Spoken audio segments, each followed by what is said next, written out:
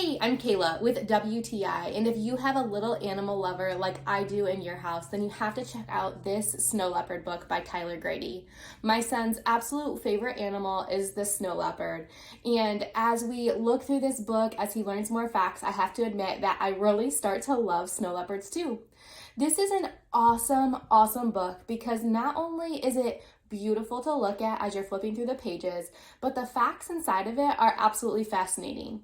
You can learn so much about snow leopards by looking through this book. My son was very intrigued by looking through this book, learning about the habitats of the snow leopard, different adaptations that they face, the future of snow leopards, everything from what they eat, how they mate, how they live.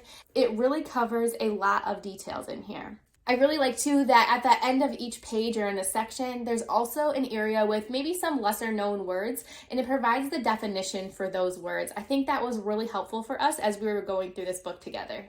What is going to draw them in the most, I truly believe, is the beautiful and stunning pictures. As my son and I flipped through this book, I was just in awe at just how gorgeous the pictures were, how bright and beautiful, and how they captured the snow leopards so wonderfully in their natural habitats. So if you have a snow leopard lover like I do, this book is a must-have. But that's just my point of view.